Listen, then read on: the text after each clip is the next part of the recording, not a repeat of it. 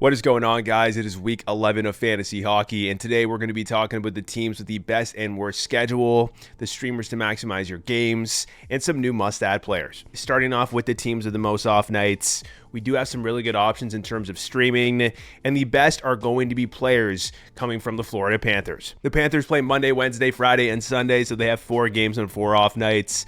Not the best opponent goals against average, but still very good for maximizing your games. We also have 2 teams that have 4 games and 3 off nights, those teams being the Colorado Avalanche and the Washington Capitals. That is solid. 3 teams that have 3 games and 3 off nights, the Ducks, the Utah Hockey Club, and the Dallas Stars. And then we have 2 teams that have 4 games and 2 off nights, certainly not as good as these other teams, but still solid in its own right. Those teams being the Oilers and the Canucks. This week, the schedule is very typical. Monday, Wednesday, Friday, and Sunday are considered off nights. Tuesday, Thursday, and Saturday are considered heavy nights. But I will say that Friday, there are 7 games. That's a decent amount for an off night, so there is a chance that you might have a full roster on Friday. Now, in terms of the teams with the least amount of games, we do have 2 teams this week that only play twice, and those teams are the New York Islanders and the Vegas Golden Knights. Picking up players from these teams is not going to be ideal for this week. And if you have a lot of players on these teams, you may be at a big disadvantage for this week. Moving on to the teams with the easiest and hardest opponents. Starting with the easiest, we have some teams that have an above 3.00 opponent goals against average. And those teams are the Detroit Red Wings, the New Jersey Devils, the Tampa Bay Lightning, and the Los Angeles Kings. On the flip side, the teams with the lowest opponent goals against average are the Penguins, the Islanders, the Stars, the Capitals, the Blues, the Panthers, the Rangers, the Wild, and the Sharks. Moving on to the streamers, like I told you earlier, the Panthers are the best team when it comes to maximizing your games. Every game this week for them being an off night. And there are a couple of decent options that I suggest you pick up. If you're in a shallow league, Verhaeghe could be available. That's a solid option, obviously, in the top 6, power play 1, a goal-scoring threat. I also think Ekblad would be a great option. He's on power play 1, great ice time, good peripherals. He is a player who is lower roster percentage than some of those top-heavy players on the Panthers. So in terms of availability, he could be the best option for you this week. You also have Sam Bennett, who could be available on the waiver wire in the top 6, not power play 1, but elite peripherals. Always a guy that can put up production. And lastly, the other options are not the best, but because of the off nights this week, they are still viable options in a ton of leagues. And these options would be Evan Rodrigues, who sometimes plays on the top line, Anton Lundell, who gets good ice time, Eetu Listerainen, etc. And just quickly, guys, I want to give a shout out to GiddyUpSports.com. I've been including them in these waiver wire videos because what this tool does is it automates your waiver wire pickups so you no longer have to set an alarm in the morning to get the player that you want for the week. To give you guys an example, I want to maximize my games for this week, and that's why I may pick up Evan Rodrigues. Sometimes he plays on the top line with Barkov. I think this could be solid. He could have a big game. I want these off nights, so I'm going to go to GiddyUpSports.com, make an account, sync my league. This only works for Yahoo currently, but most of you are on Yahoo, so that is good. And once I'm in here, I am going to pick up Evan Rodrigues and schedule it for 3 a.m. on Monday morning. By doing this, I guarantee that I get Evan Rodrigues on my team, and I don't have to worry about someone in my league being up at 5 or 6 a.m. and stagging him before I get the chance. This is a cheat code when it comes to streaming players, so make sure you head over to GiddyUpSports.com. There's more info in the pinned comments below. And now in terms of more streamers, we have other teams that are good for maximizing your games this week. And the second best would be the Colorado Avalanche and the Washington Capitals. They both have 4 games and 3 off nights, so picking them up for the entire week could be beneficial. With the Avalanche, there's a ton of really good options. Nichushkin, such a low roster percentage. Ross Colton on the power play 1 now. Don't know how long that's going to last. Lehkonen still solid. Middle stack up, bumped up to power play 1 again. Devin Taves. Some of these guys, pretty low roster percentage. Depends on your league size, but definitely good pickups for the entire week. With the Capitals, there's also some great options as well in terms of roster percentage. Tom Wilson, he's only like 59% roster on Yahoo. Elite peripherals, power play 1, putting up great protection. Dylan Strome could be available. Connor McMichael, Jacob Chychrun, Alexei Protas, Pierre-Luc Dubois. Like, there's some really good options, even if you're in a deeper league as well. So, yeah, Monday, Tuesday, Friday, Sunday for the Capitals. They get those 3 off nights. Same with the Avalanche. Very good for maximizing your games. Next, we have teams that have 3 games and 3 off nights, so very good for maximizing your games as well. Specifically with the Ducks and Utah Hockey Club, you can pick up these players on Wednesday, so you don't have to pick them up on Monday and hold them for the entire week. No, Pick them up on Wednesday and drop them Monday of next week. Always great options with the Ducks in terms of roster percentage. Toronto's probably the best. Depends on your league settings. Troy Terry is really good right now. Trouba and Gudas, they put up really good peripherals. And then the rest, as you guys can see in the screen, with Utah, Clayton Keller could be available in a more shallow league. Dylan Gunther is a monster. Cooley, Schmaltz, lower roster percentage guys who are on Powerplay 1. With the Dallas Stars, depends on your league size, but the usual suspects, Jason Robertson, Wyatt Johnson, Rupe Hintz. Johnson and Hintz could be available depending on your league size. Duchesne, Marchment, Ben, Stankoven, those guys are solid too. They could easily have big games in any given night. And yeah, in terms of these teams, very good for maximizing your games. Moving on from the streamers that you may want to hold for the entire week, you may also want to utilize a streaming strategy in which you pick up players on a certain day and then drop them when they finish their off nights. For example, with Canucks players, you can pick these players up on Monday and drop them Thursday, getting those Monday and Wednesday games to maximize your games. They play Thursday and Saturday, so you're likely not going to hold them for these nights. In terms of the options, Besser, DeBrusk, Garland, Sherwood. DeBrusk is still Powerplay 1 with Miller returning. We'll see if that changes. And yeah, in terms of the strategy, you could do it with the Panthers and the Stars as well, but those teams have more off nights throughout the week, so you're not really going to be dropping them. You're going to be holding them for the entire week. You could also pick up players on Wednesday and drop them Saturday. You can do this with the Panthers, the Ducks, the Utah Hockey Club, and the Stars, but you're holding on to those players for the entire week most likely, so didn't include the specific players. We already talked about them earlier, but in terms of the teams that you're going to want to do this with, you're going to do it with the Red Wings, the Toronto Maple Leafs, and the Minnesota Wild. Then finally, you can pick up players on Friday and drop them Monday. These are weekend adds, teams that play on Friday and Sunday. And those teams are the Carolina Hurricanes and the New York Rangers. Next up, let's talk about some new Powerplay updates. The updates are slowing down a bit as teams seem to settle into their regular Powerplay 1 and Powerplay 2. But we still have a lot of changes. With the Sabres, they are not playing well, and they are trying to get something going. Rasmus Dahlin is still out, so Owen Power is on that top unit. But they also decided to put Kulik, Krebs, and Benson on Powerplay 1, leaving Tuck, Zucker, and Peterka on Powerplay 2. I don't know what Ruff's doing. We will see what happens, but that's what it has been in the last game or so. Then with the Calgary Flames, they're still splitting up the units. It's a 1A, 1B situation. This has been going on for quite a bit now. With the Chicago Blackhawks, we have Frank Nazar getting called up on line 2 in Powerplay 1, bumping Ryan Donato to Powerplay 2. With the Avalanche, they have moved Ross Colton and Casey Middlestat up to Powerplay 1, and Nichushkin and Lehkonen down to Powerplay 2. I don't expect this to last, to be completely honest with you guys. I expect Nichushkin to end up on that Powerplay 1 again. Not sure about Lehkonen, but yeah, that's what they did last night. With the Blue Jackets, they still have Monahan, Johnson, Marchenko, and Voronkov Powerplay 1. With the Red Wings, they have JT Compher on Powerplay 1 as that net front player. They move Patrick Kane down to the second unit.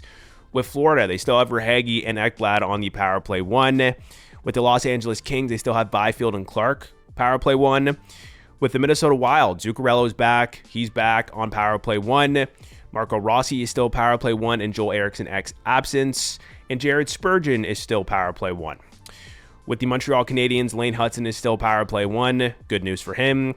With the Nashville Predators, Roman Josi is injured. Don't know the extent of this injury. Believe it's only deemed day-to-day for now, but what we had last night was actually 5 forwards on that Powerplay 1, so Gustav Nyquist got that bump. We also saw Brady Shea get a Powerplay 1 look, I believe, in the game before when Josi was injured, so something to keep an eye out for. Then with the Flyers, we have Jamie Drysdale back on Powerplay 1, and then the Powerplay 1 is looking like Michkov, Konechny, Bobby Brink, and Sean Couturier. I'm sure it's going to be changed or mixed up in the next couple of days. Then with the Penguins, they are still running a 1A, 1B Powerplay unit. Not the best for fantasy purposes, but I believe this Powerplay has done a little bit better with them running this unit, so they may give it a run. With this Powerplay, they have Letang on the 1A unit, so not the best for Erik Karlsson. I believe they have Raquel on the 1A unit as well with Crosby, Rust on the 1B unit. But yeah, we'll see what happens long term. Moving on to part 2 of Powerplay updates. Jake Wallman is back on Powerplay 1, Eklund to Powerplay 2. They seem to change this a lot. With the Blues, they have Justin Falk on Powerplay 1 still. He was Powerplay 1 last night. but I'm not too sure how secure this power play is because they've been mixing it up quite a bit. Sometimes it's Parayko, sometimes it's Broberg. Cam Fowler has been traded to the Blues. Maybe he'll get a look. I will keep you guys updated. With the Tampa Bay Lightning, Victor Hedman is out day-to-day, and that means Darren Raddysh is on power play 1. Not a long-term injury, but yeah, a little bit of a bump for Darren Raddysh. Wouldn't suggest you to pick him up or anything, but that's what it is. With the Leafs, we have a big move here. Morgan Rielly is back on power play 1. They have abandoned the 5-forward power play unit, and that means Nyes is on power play 2. With the Utah Hockey Club, Schmaltz and Cooley are still power play 1. With the Canucks, JT Miller has returned. DeBrusk was power play 1. And Garland was power play 2, I believe, in the last 2 games. Garland actually got more power play time than DeBrusk in the last game, but I believe DeBrusk was still on that top unit. So we will see what happens there.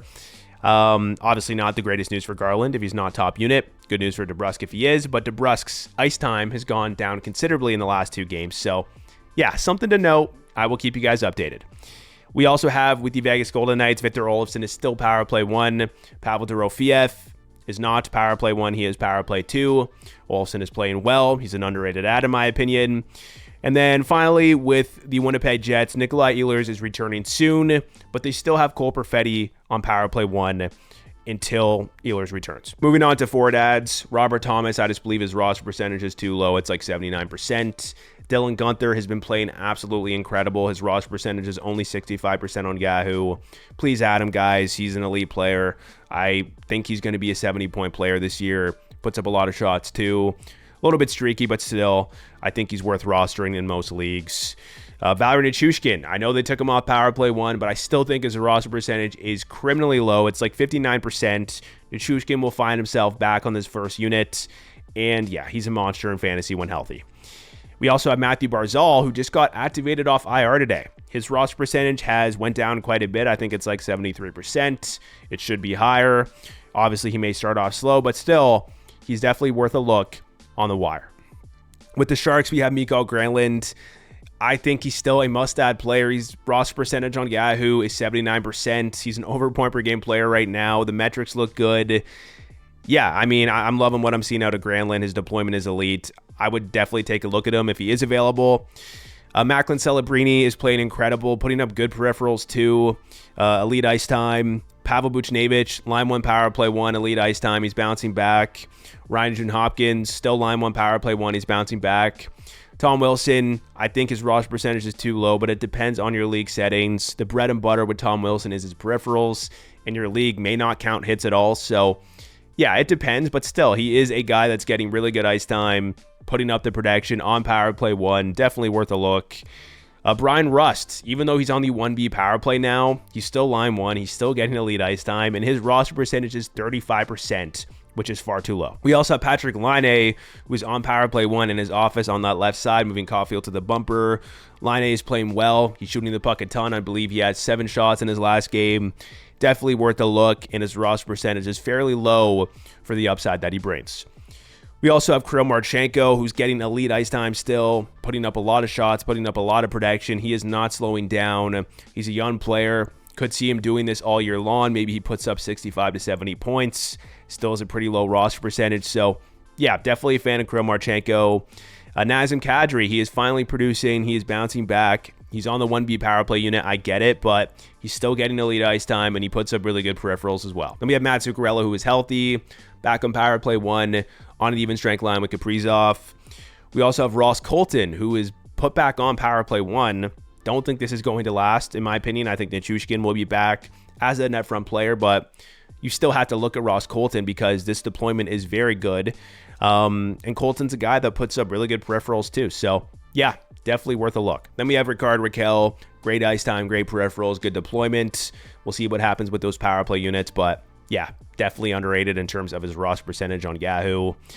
Josh Norris, line 1 power play 1, really good hits. Still producing, guys. I mean, his roster percentage has been very low all season long on Yahoo. So, yeah, definitely had to put him on here. Playing great. Then we have Nick Schmaltz, line 1 power play 1, producing more. Logan Cooley, still power play 1, producing.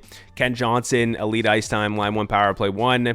He's going to cool down in my opinion, but I still think he's worth a look with his triple eligibility, I believe he has on Yahoo, and with the ice time that he's currently getting.